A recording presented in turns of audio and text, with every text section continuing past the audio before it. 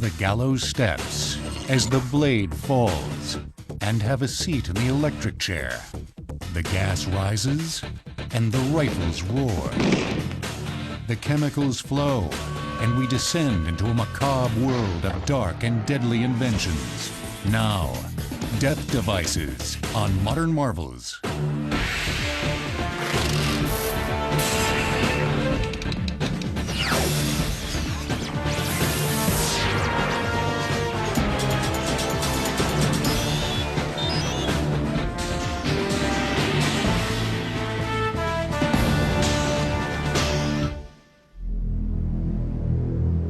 Huntsville, Texas.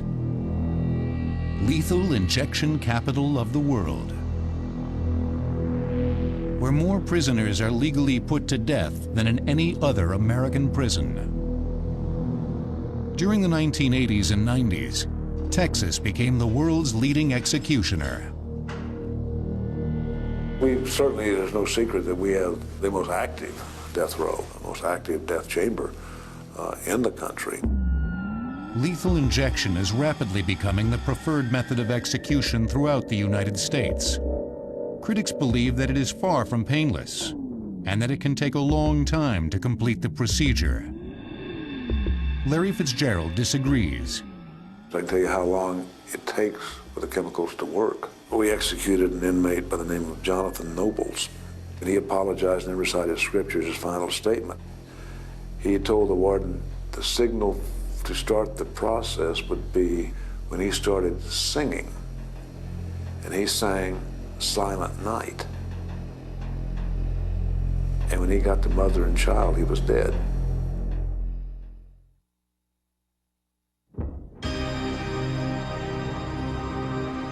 After centuries of brutal executions, the quest for the most humane method of ending human life continues. It's been a long, dark journey.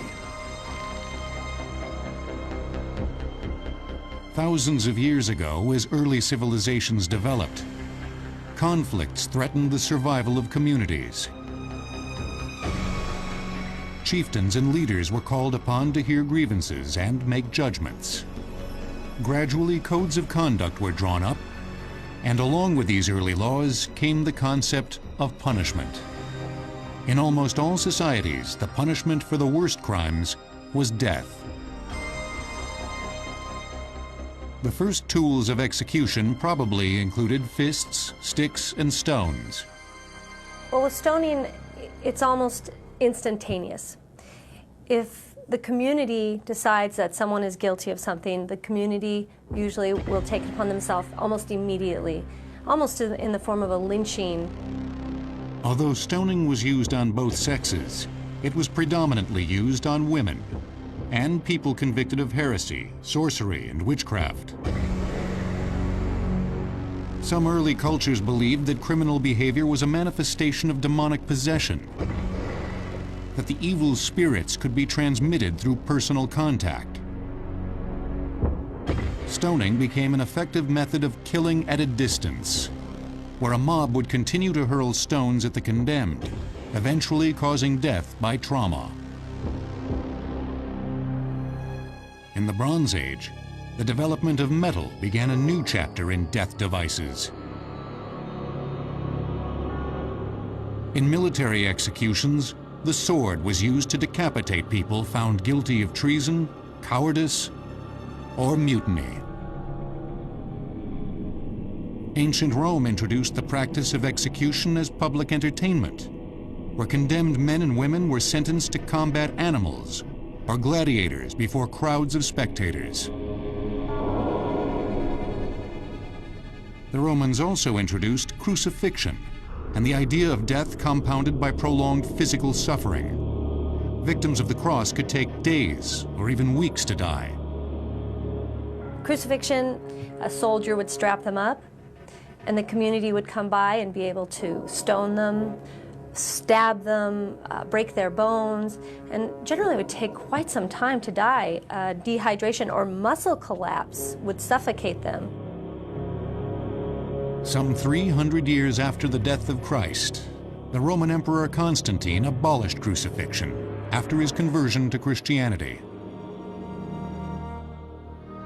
Throughout the Middle Ages, the axe became the blade of the medieval criminal courts, and its widespread use created a new position in the state, that of the headsman, the first executioner. But execution by blade was a crude and messy business. There was still a lot that could go wrong. In medieval times, it was not uncommon for a person being executed to have to bribe the headsman to make sure that his aim was true and his blade was sharp. God help you if you had a headsman who didn't like you, because he might take more than one stroke to do the job.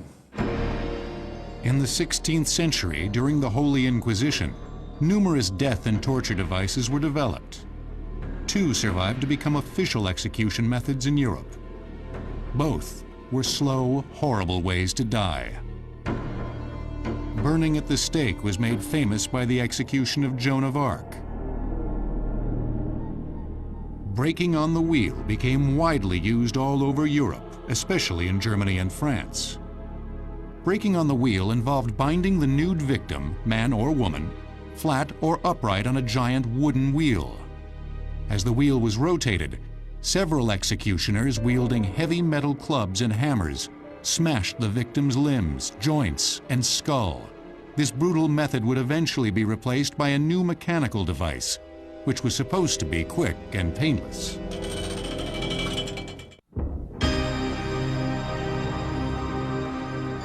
On a hot August day in 1788, France's high executioner Charles-Henri Sanson ascended the scaffold to carry out the execution of a man by breaking on the wheel.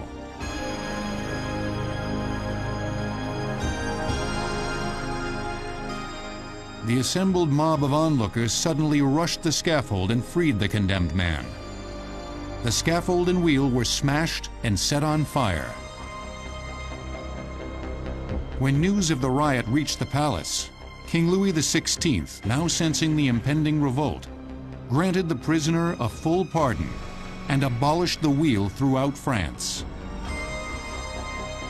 3 years later, after the fall of the Bastille, the National Assembly sought a new execution method to be used on all people sentenced to death, regardless of rank or class.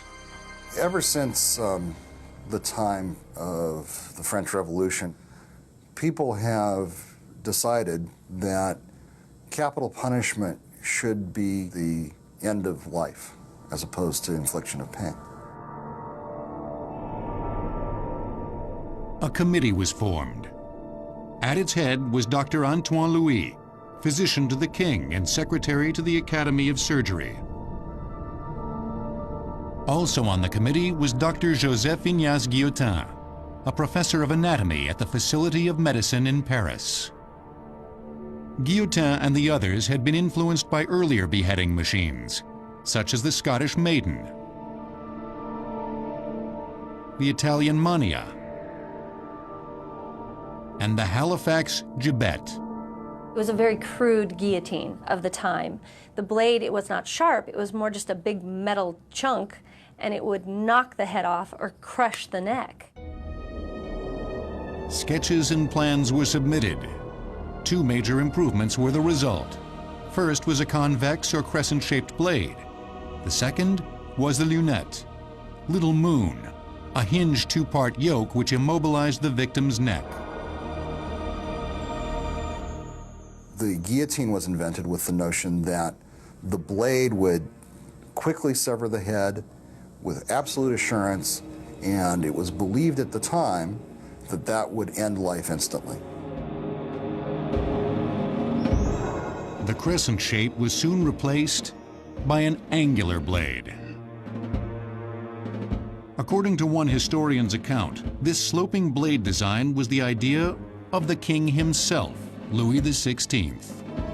Upon seeing the sketches, the king, an amateur locksmith, well known for his mechanical aptitude, insisted that the shape of the convex blade was all wrong.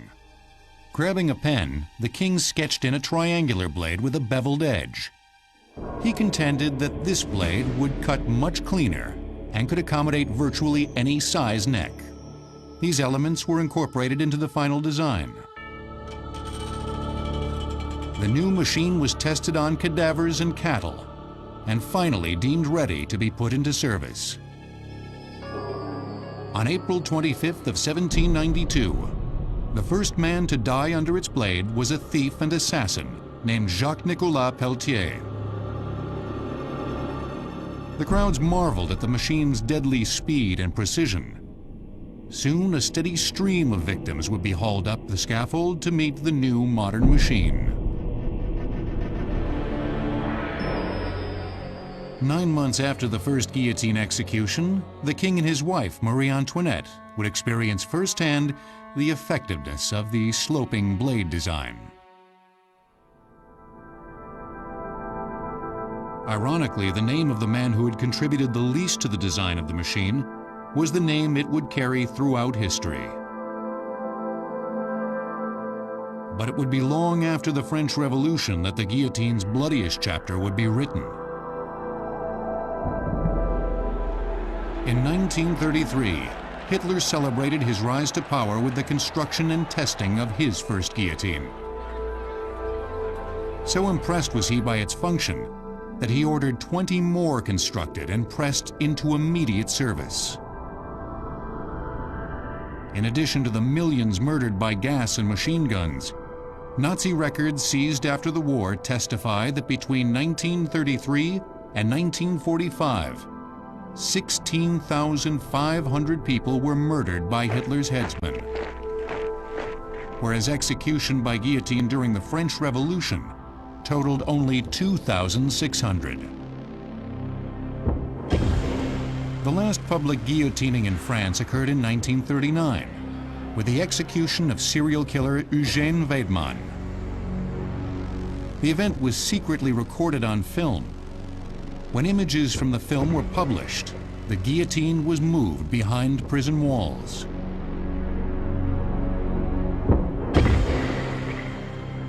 The last use of the French guillotine was in 1977.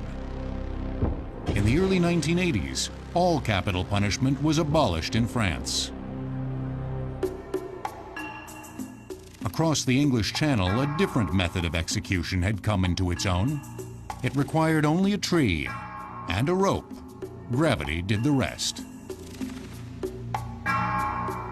Although hanging is believed to have originated in Persia nearly 2,500 years ago, it was developed into a craft by English executioners. In 1500, there were 8 hanging offenses in English law. By the end of the 19th century, various acts of Parliament had raised the number to 225. The prisons overflowed as more criminals were sentenced to die.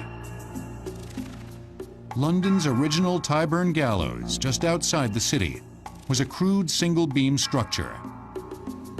Prisoners were either hauled up manually or left swinging when a ladder or cart was pulled out from under them. As the number of executions increased in the late 1500s, the single beam was replaced by a 3-beam structure, which would gain infamy as the Tyburn Triple Tree. The triple tree could accommodate as many as 24 prisoners at one time. These public hangings attracted huge crowds. While some Londoners treated these executions as festivals, still others were repulsed and sickened. In London, when they would hang people at Tyburn, it was not unusual for there to be botched execution where the individual was dropped off the back of a cart and the knot was not in the proper spot, and these individuals dangled and suffocated. Public opinion began to grow against these gruesome spectacles. The government was called on to find a more efficient method. Change came slowly. Finally, in 1759, the triple tree was replaced by the first trap-door structure. This ushered in what was known as the New Drop Era. The British military, which really studied it, looked into the precise weight of the body, which would help calculate the precise drop of the individual. William Calcraft, the longest-serving English hangman, is credited with the development of the short drop method. When the trap opened, the prisoner fell 8 to 12 inches. Though an improvement over Tyburn, slow strangulation was still the usual result. Soon after, a new hanging technique was introduced, the long drop method. The long drop involved a fall of 6 to 10 feet, sometimes with the addition of weights. A critical knot placement was also determined along the angle of the left jaw, just behind the ear. This method snapped the neck, causing instant unconsciousness. Death by asphyxiation soon followed. The long drop was not without its problems. Too long a drop or too much weight could result in the decapitation of the condemned. Although the English practice of hanging had exported well to America, England's master executioners and their techniques had not. In early America, with its far-flung seats of law, crude lynchings by local sheriffs became prevalent.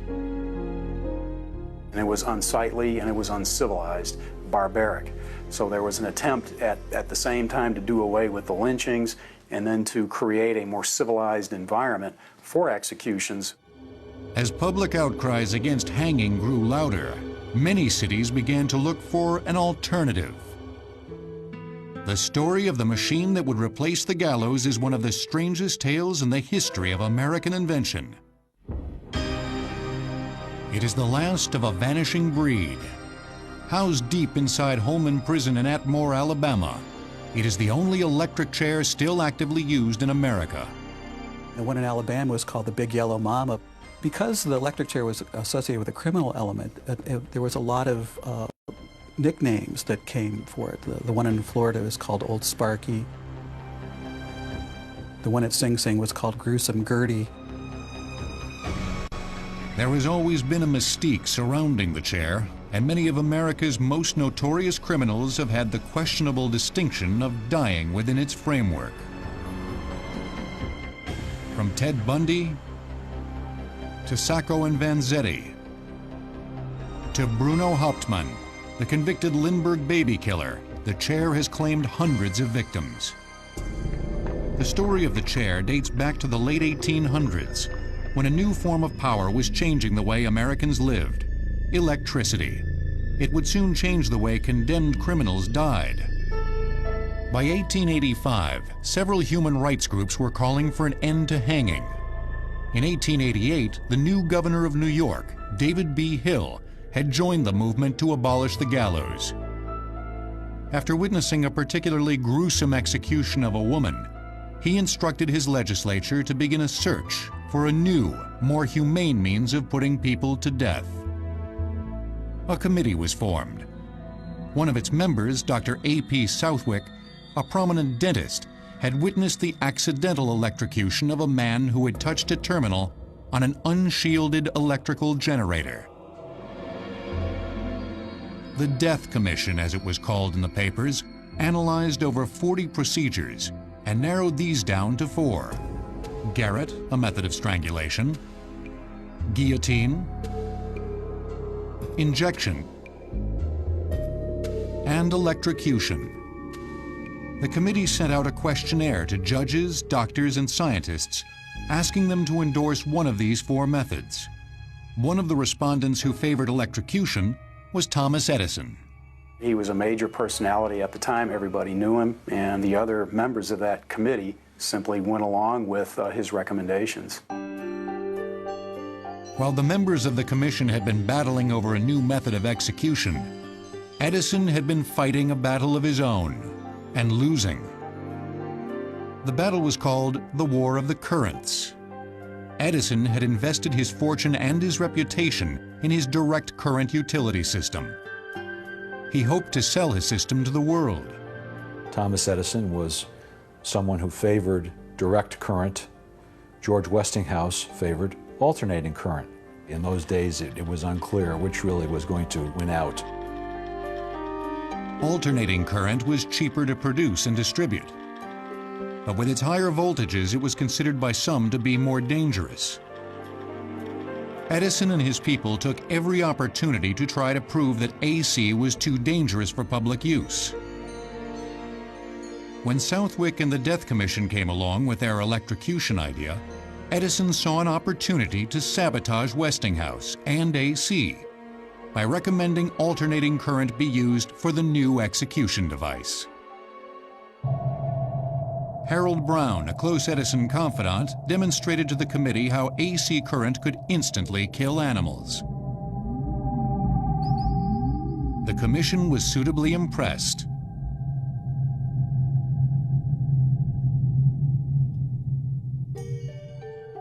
In 1888, when hanging was replaced by electrocution, Brown was awarded the contract to build the first electrocution machine. He worked closely with a dentist, Dr. Southwick, who would later be called the father of electrocution. Alfred Southwick was a dentist from Buffalo, and that's the reason that it became a chair. I think it would have become like a table or a cabinet or something like that, but it was a chair because he was a dentist, and he was used to working with chairs. After several trial prototypes, Brown's final design was assembled by convict labor at Auburn Prison. The chair is a simple wooden fixture that holds the prisoner in place. Once the power is turned on, wet sponges conduct the current from the electrodes into the prisoner's body. The brain shorts out and the heart stops. Westinghouse didn't want to use his generator, so he actually refused to sell New York State a generator. So New York State then had to buy a Westinghouse generator from Rio de Janeiro in Brazil and bring it to Auburn Prison. On August 6, 1890, an alcoholic peddler named William Kemmler, who was convicted of killing his girlfriend, was the first person to die in the electric chair. After the first jolt of 17 seconds, Kemmler was still breathing. A second jolt of 30 seconds finally did the job. When it was over, the chamber was filled with the smell of burnt flesh. Kemmler's head was smoking. He never moved or breathed again.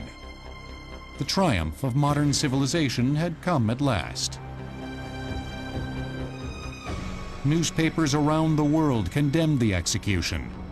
George Westinghouse remarked, "They could have done a better job with an axe." Nevertheless, the chair was here to stay. Even though the technology was improved with higher voltages and better connections, the botches and problems continued. By 1906, 3 other states, Ohio, Massachusetts, and New Jersey, had abolished hanging and replaced it with electrocution. Executions in the chair peaked between the 1920s and 1930s, when a man named Robert Green Elliott was the chief executioner in New York. One of the controversial executions he performed was that of Ruth Snyder. She had been convicted of the murder of her husband in 1927. The circumstances around Snyder's execution may have influenced public opinion about the chair. There was a lot of interest in the United States in the 1920s about how the electric chair actually worked, because no one had actually seen it in operation. The idea of actually photographing somebody was a journalistic coup. The New York Daily News succeeded in getting that picture. The photographer, who was one of the witnesses, attached a hidden camera to his ankle and ran a cable release up through his pants. He snapped this picture at the moment the execution began.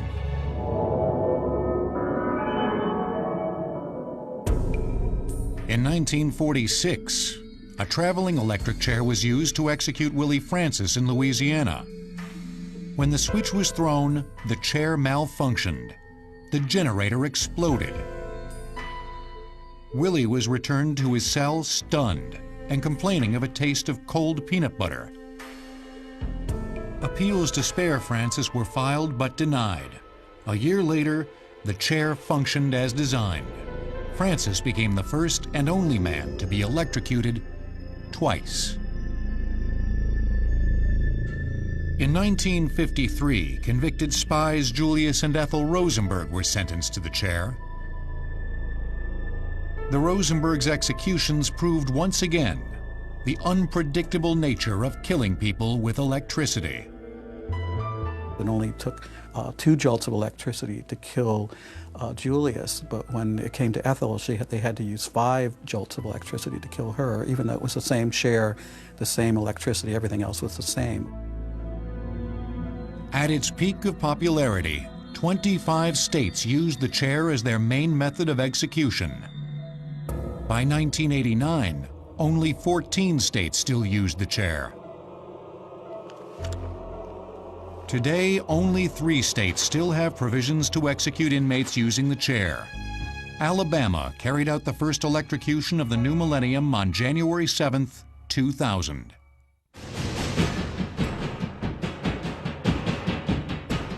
The firing squad is the most commonly used method of execution throughout the world. In the United States, 3 states currently have provisions for firing squad executions. The most recent was in 1996 in Utah, when a condemned man named John Taylor chose firing squad over lethal injection. I'd just like to say for my family, for my friends, as the poem was written, remember me, but let me go. There was a man being hanged in Delaware, a woman who was scheduled to die by execution to be executed in Illinois, and the firing squad in Utah, and all of the focus was on Utah. For Taylor's execution, Utah designed a special chair made with its own bulletproof backstop. On the day of the execution, Taylor was strapped into the chair. Restraints held his hands, feet, and neck. A black hood was placed over his head. At 12:03 a.m., 20 feet from the firing partition, 5 marksmen, armed with .30-30 caliber rifles, fired at a white cloth target pinned over his heart. 4 minutes later, a doctor pronounced Taylor dead.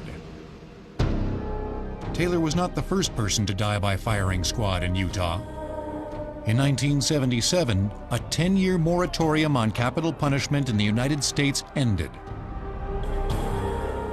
The first execution of the new era took place in Utah. The condemned man's name was Gary Gilmore. That no factual issues have been presented to the board which shows any reason for the board to disagree with the sentence as imposed by the district court. He was given a choice between hanging and the firing squad. He chose firing squad. A simple office chair was used for the execution. After the Gilmore execution, the media was all there sticking their fingers in the holes and taking pictures.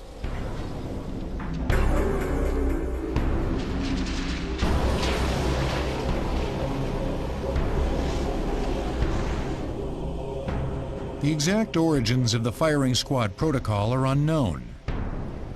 But as the rifle replaced the sword on the battlefield, it also replaced it in military executions.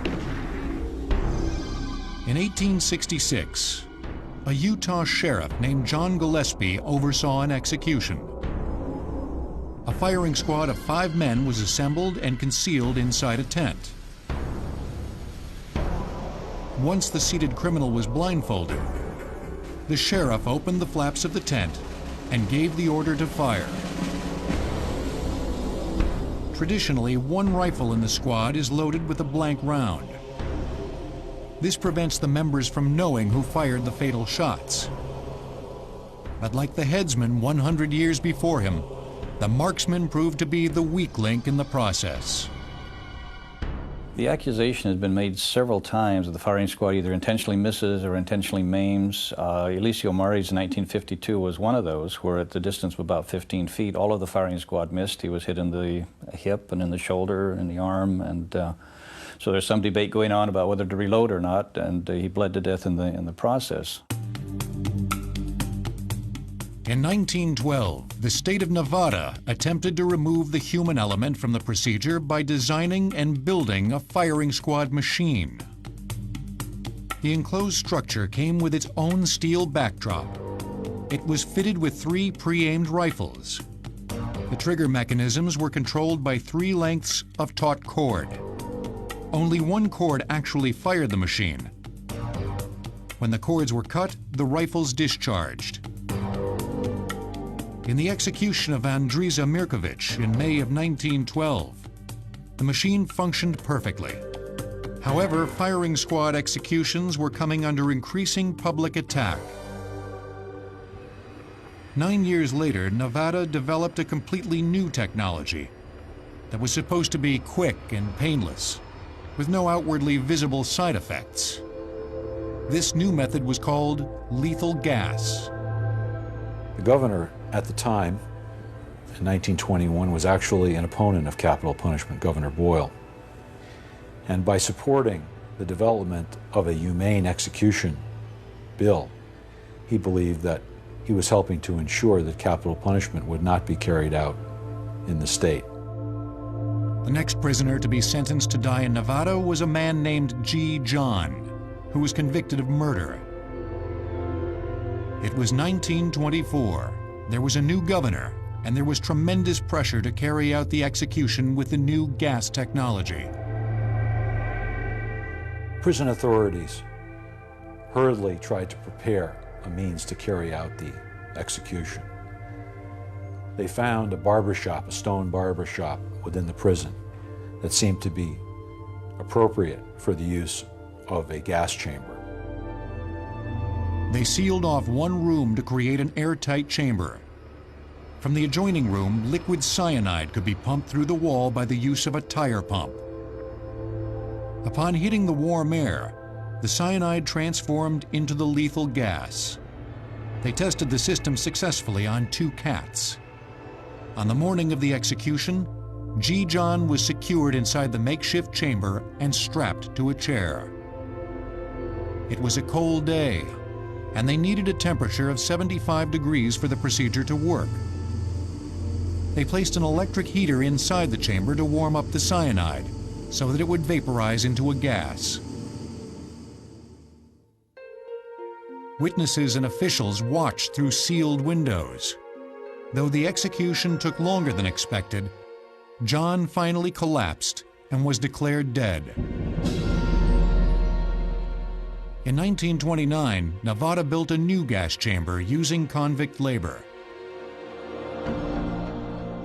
At its peak, 11 states used lethal gas as their primary execution method.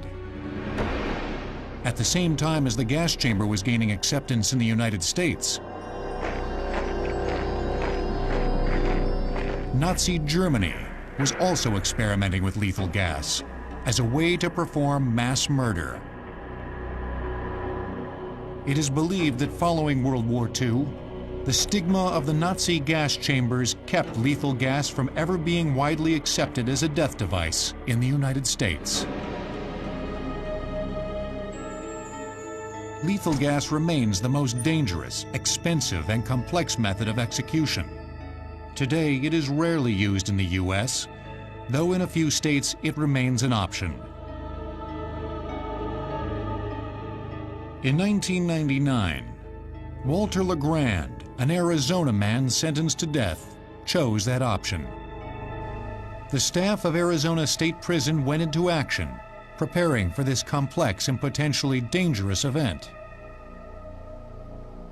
Because it is a very risky execution in terms of the risk to the people who are performing the execution, it has to be done very carefully. Sulfuric acid fills a small vat directly beneath the chair. A cyanide egg sits above the acid on a conical trap door. The final lever opens the trap, dropping the egg into the acid where it begins to vaporize. And that's where they mix, and then it comes up through underneath the chair and consumes, envelops the inmate. Arizona State Prison maintains many safety precautions throughout the operation. You don't have a whole lot of time should an accident occur. You have approximately 7 seconds for the antidote to be injected into the heart to avoid a fatality. Right outside of the building, we have medical personnel standing by with syringes in the ready. They have the antidote in the syringe, ready for injection should something occur. Once the inmate is pronounced dead, the team removes the body. They neutralize the cyanide gas with ammonia. It is then pumped into the atmosphere through a towering exhaust stack. Once the chamber has been thoroughly cleansed, the execution is complete.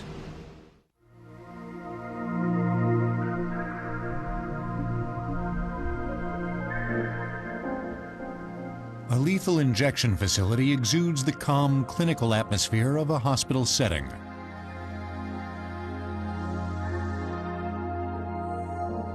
Flanked by a special squad of officers called a tie-down team, the inmate is brought into the injection chamber and strapped face up on the gurney. His arms are spread out wide. An IV is inserted in each arm. Only one will be used for the actual injection. The second serves as a backup. The IV tubes run from the inmate's arms through a port in the wall to the chemical room, where the executioners are concealed by a one-way mirror. The Huntsville unit in Texas uses trained paramedics who volunteer to perform the lethal injection procedure.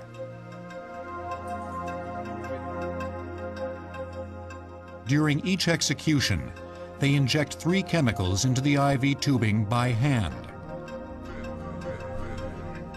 First, 5 grams of sodium pentothal render the prisoner unconscious. Second, 100 milligrams of a curare-like drug, pancuronium bromide, paralyze the muscles and stop all lung function. Finally, 50 to 100 milligrams of potassium chloride shut down the heart.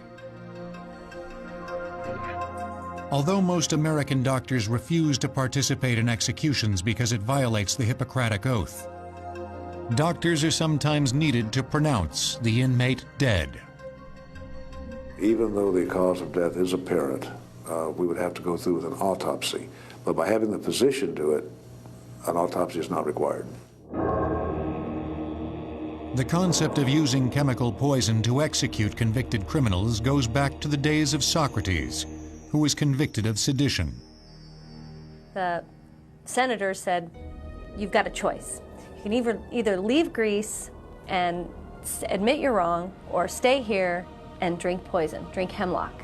And he did have the dignity to administer his own poison and kill himself. But it was a form of execution because they had carried out a sentence, punished him, and condemned him.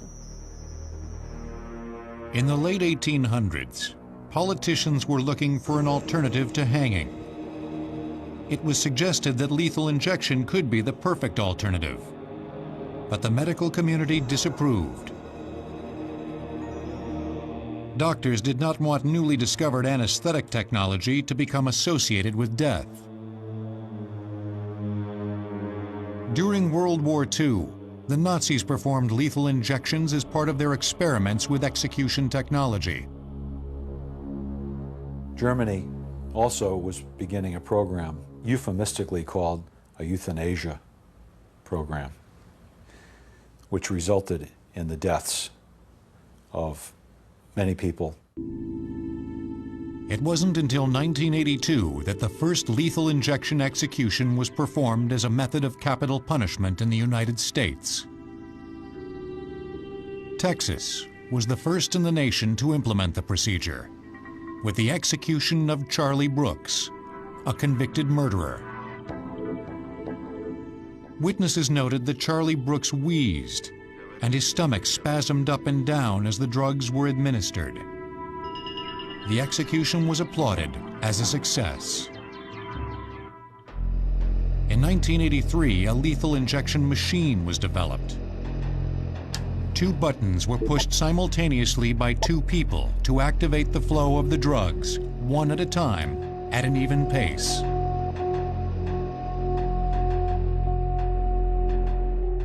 Only the computer would know which button had triggered the process. This information was erased during every execution. Today, most lethal injections are done manually to prevent back pressure from the vein from stopping the flow of the IV. A machine is not sensitive to back pressure. By having somebody who is trained, such as an EMT person, they can feel that pressure on the syringe. So that's why we do that. The system is still far from perfect. Problems can occur with the veins, such as having an IV fall out of the inmate's arm, sometimes spraying the chemicals all over the room.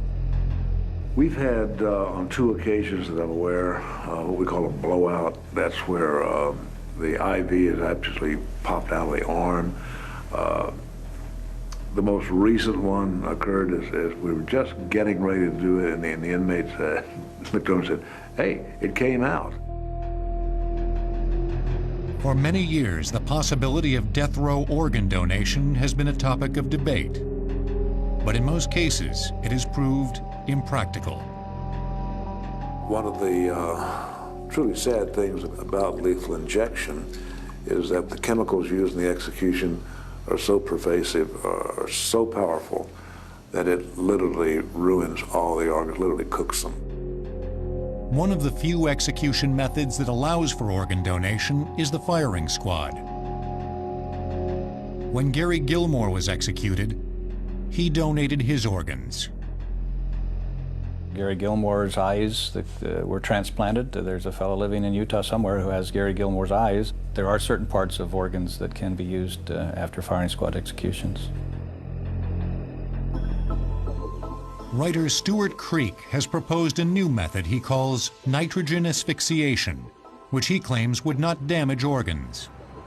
When death penalty opponents began to sue, claiming that the death penalty was cruel and unusual punishment based on the way that it was administered, gas chamber, electric chair, that type of thing, it occurred to me that nitrogen asphyxiation was a completely painless way of administering death. Nitrogen is odorless and tasteless.